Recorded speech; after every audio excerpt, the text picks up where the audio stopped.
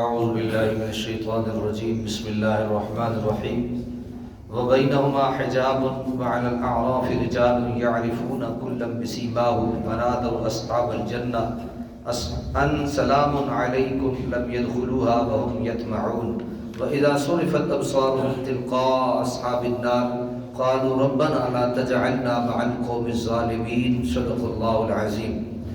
آیت نمبر 45 اور 46 انشاءاللہ آج ہم سماعت کریں گے. وَبَيْنَهُمَا حجاب، ان دونوں یعنی جنت اور دوزخ کے درمیان پردہ ہے. جنت اور دوزخ کے درمیان کیا ہے؟ پردہ ہے. وَعَلَى الْأَعْرَافِ، اور ایک مقام ہے اعراف، ایک مقام ہے. فرمایا اعراف پر کچھ مرد ہوں گے، یعرفون کلا بسیماہم، جو پہچانتے ہوں گے سب کو ان کی علامت سے، جو سب کو ان کی علامتوں سے وہ مرد پہچانتے ہوں گے. ونادوا اصحاب الجنہ، اور وہ آواز دیں گے جنتیوں کو، ان سلام علیکم، کہ سلامتی ہو تم پر. لم يدخلوها وهم يطمعون، اور ابھی جنت میں داخل نہیں ہوں گے اور وہ جنت میں داخل ہونے کے خواہش مند ہوں گے. یعنی ابھی وہ جنت میں داخل نہیں ہوئے ہوں گے لیکن جنت میں داخل ہونے کے خواہش مند ہوں گے تو وہ اعراف پہ بیٹھے ہوئے لوگ انہیں سلام دے رہے ہوں گے کہ تم پر کیا ہے؟ سلام ہے. اسی یہ جو حجاب فرمایا نا وَبَيْنَهُمَا حجاب، کہ جنت اور دوزخ کے درمیان کیا ہے؟ حجاب ہے. فرمایا کہ اسی حجاب کو سورہ حدید میں سور کے یعنی دیوار کے سے تعبیر کیا گیا ہے. فَضُرِبَ بَيْنَهُمَا سور. اسی حجاب کی تفصیلی حقیقت نہ ہمیں بتائی گئی اور نہ اس کے جاننے سے ہماری کوئی سعادت وابستہ ہے.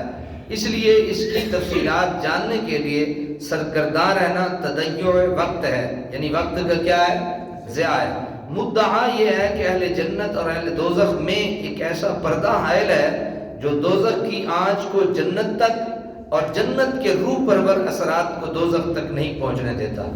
یہاں ایک بات جو حضرت سیدی ضیاء الامت رحمۃ اللہ تعالی علیہ نے تحریر فرمائی ہے، ویلکم ٹو تحریر فرمائی ہے، آپ نے فرمایا کہ جو باتیں اللہ تعالیٰ نے یا اللہ کے پیارے محبوب حضرت محمد رسول اللہ صلی اللہ علیہ وسلم نے بیان کر دی ہیں، بس اسی پہ رہنا چاہیے. اپنی عقل کے گھوڑے نہیں دوڑانے چاہیے کہ یہ ہوگا تو وہ ہوگا، وہ ہوگا تو یہ ہوگا. بس جو اللہ نے بیان، اللہ نے کہا کہ حجاب ہے، پردہ ہے، تو بس پردہ ہے. ہم یہ سوچیں وہ کتنا اونچا ہوگا، اس کی اونچائی کہاں تک ہوگی، اس کی موٹائی کہاں تک ہوگی، وہ کتنے پلروں کے ساتھ لگا ہوا ہوگا، کتنے اس کے بیم ہوں گے. فرمائے یہ وقت کا ضیاع ہے. اللہ نے جو بتا دیا ہے بس ٹھیک ہے، کافی ہے.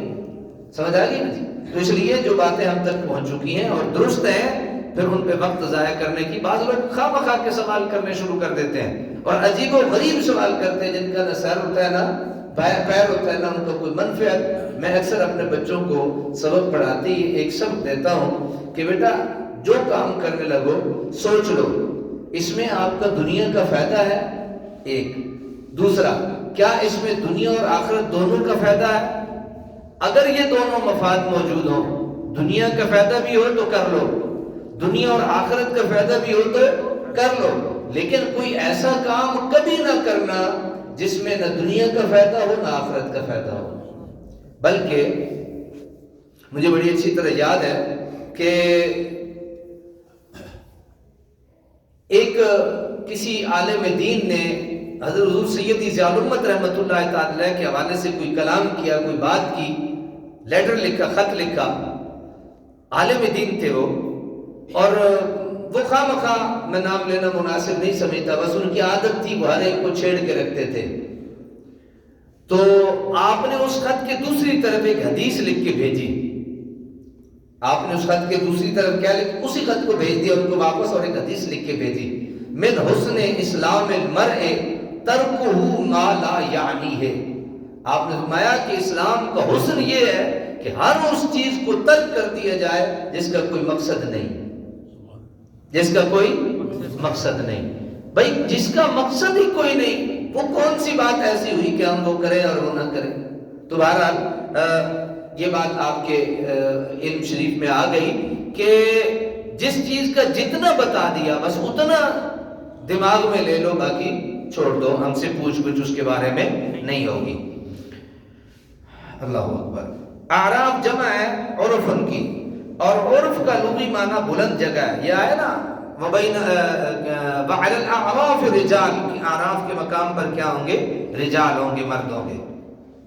عرف کا لغوی معنی ہے بلند جگہ۔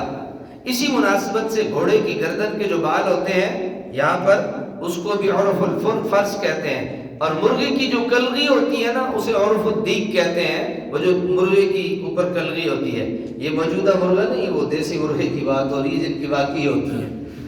تو یہاں اس حجاب کا بالائی حصہ مراد ہے۔ وہ لوگ جو وہاں اعراف میں ہوں گے وہ کون ہیں؟ اس کے متعلق مفسرین کرام نے 15 اقوال لکھے ہیں، 15 قول لکھے ہیں کہ وہ ہوں گے، وہ ہوں گے، وہ ہوں گے۔ حضرت عبداللہ ابن مسعود، حضرت حذیفہ بن یمان، حضرت ابن عباس، ضحاک ابن جبیر رضی اللہ عنہم ورحمہم کا قول یہ ہے کہ یہ وہ لوگ ہوں گے جن کی نیکیاں اور برائیاں مساوی ہوں گی۔ ایک پردہ ہے، پردے کے ایک طرف دوزخ ہے، دوسری طرف جنت ہے، اس پردے کے اوپر والا مقام ہے اعراف، وہاں مرد ہوں گے، کون ہوں گے؟ فرمایا وہ ہوں گے جن کی نیکیاں اور برائیاں برابر ہیں۔ یہ کچھ حضرات نے یہ کہا، اور دوسرے متعدد اقوال کو علامہ بیضاوی نے اپنی اس عبارت میں ذکر فرمایا۔ آپ فرماتے ہیں کہ بعض علماء کے نزدیک اعراف کی بلندیوں پر فائز ہونے والے انبیاء، شہداء، صلحاء اور علماء ہوں گے۔ ان کی عزت افزائی کے لیے ان کو اس بلند مقام پر ٹھہرایا جائے گا تاکہ تمام اہل معاشر ان کی عظمت شان اپنی آنکھوں سے دیکھیں۔ اللہ تعالی ہمیں بھی وہ عالم بنا دے جن کا ذکر یہ ہے۔ حالت کوئی نہیں نظر آتی، پتلی حالت ہے، بہت ہی پتلی ہے بلکہ، لیکن اس کے کرم اور اس کی مہربانیوں پہ پوری آس ہے۔ اللہ رحم فرمائے۔ بھارت دیکھیں نا، ایک بات ہے اس پہ بھی 15 قول ہیں، اور حضور سید ذی الامت ان میں سے صرف 2 پہ بات کرتے ہیں کہ فلاں فلاں صحابی اور فلاں فلاں مفسر یہ کہتے ہیں، وہ کہتے ہیں کہ وہ ہوں گے جن کی نیکیاں اور برائیاں برابر ہوں گی۔ پھر کچھ حضرات وہ ہیں جو کہتے ہیں وہ صلحاء ہوں گے، وہ انبیاء ہوں گے، وہ شہداء ہوں گے، وہ علماء ہوں گے جو سب سے اوپر والے مقام پہ ہوں گے۔ یہ والے بھی دیکھیں گے اور یہ والے بھی دیکھیں گے کہ ان کی شان اللہ نے کیا بنائی ہے۔ اس لیے کم علم اور کم عقل کو یہ زیبا نہیں کہ وہ بحث کرتا پھرے۔ میں نے شاید آپ کو ایک تفنن طبع کے لیے شاید بات عرض کی، جب میں نیا میرے شریف داخل ہوا تو میں جب واپس اپنے گاؤں گیا تو ایک اندھوں میں کانا راجا ہمارا بابا تھا ایک وہاں گاؤں کا، تو وہ جو بھی بیچارہ امام آتا تو اس کی نا وہ ایسی تنگ کرتا اور اس کو بھگا دیتا، جو بھی آتا بھگا دیتا۔ اب اس نے میں نے بھی کوئی ایک جماعت کرا دی وہاں، استادوں نے جو وہاں ہمارے امام صاحب تھے انہوں نے کہا جی ساڈا پتر آیا عالم بن رہے تھے تسی جماعت کرو۔ اب بابے کو جناب وقت مل گیا کہ اس نے کہا کہ ذرا چلو ادھر بھی میں ذرا بندوبست کر لیں، تو بابا جی مجھے کہنے لگے جناب علامہ صاحب بڑی خوشی ہوئی، تسی بڑی اچھی نماز پڑھائی ہے، یہ ہے وہ ہے۔ کرنے کے بعد مجھے کہتے ہیں ایک مسئلہ دسو، میں کہ جی کیڑا؟ کہ نماز دی کلی کیڑی ہے؟ ذرا آپ ذرا تھوڑا سا توجہ کریں۔ اب کلی پتہ کیسے کہتے ہیں؟ ہم جس سے جانور باندھتے ہیں نا اس کو ہم قلعہ کہتے ہیں، چھوٹی ہو تو کلی اور بڑا ہو تو قلعہ ہو گیا۔ تو میں بھی اس وقت ایسے ہی تھا، بس لاوالی سی کیفیات تھی۔ میں کہا بابا جی کیوں تو کھوتی بننی؟ بھائی یہ کیا سوال ہے آپ کا؟ آپ کس نہج پہ کیا پوچھنا چاہ رہے ہیں؟ کوئی نماز ہے، اللہ کی بندگی کا نام ہے۔ میں کہ ایک ہے تھوڑے سوال کا جواب، ہن جڑا تسی پوچھنا چاہتے ہو دا جواب ہے بقول تواڈے کہ جناب جڑا سجا پیر ہے اس دا جڑا انگوٹھا ہے وہ زمین تو نہیں ہلنا چاہیے۔ یعنی بابا جی جو پوچھنا چاہتے تھے وہ جواب یہ تھا، لیکن پوچھنے کا انداز غلط تھا۔ یہ کون سا سوال ہے؟ تو میں ان کو کہتا تھا بابا جی پکی روٹی والے، حضرت علامہ بابا جی پکی روٹی والے۔ اور پھر میرے تو تھوڑی جی جان چاندیاں نے یہ جڑا ہے نا یہ باز نہیں آتا تھے، اس ذرا اسی اور سید میں اور کسی نے جا کے چیک لیا۔ تو بہرحال یہ عرض کرنے کا مقصد بات لمبی ہو گئی، یہ تھا کہ سوال ہو جس کا مقصد ہو، سوال ہو جس کا فائدہ ہو. جس طرح میں نے شروع میں عرض کیا، یا کم از کم دنیا کا فائدہ ہو. دنیا کا فائدہ نہ بھی ہو تو کم از کم دنیا اور آخرت کا فائدہ. آج ویسے تسی سارے بھی چلے جاؤ تو میں ایک پارٹی ہے جی بٹھا لے جڑے نہیں جا سکتے. آج میں مطمئن سمجھے ہو جاتے. آج بے شک تسی سارے بھی چلے جاؤ تو میں کوئی ڈر نہیں. 7 8 9 بندے میں بٹھائے نا اپنے سپورٹر، اس واسطے آج میں پریشان نہیں ہوں.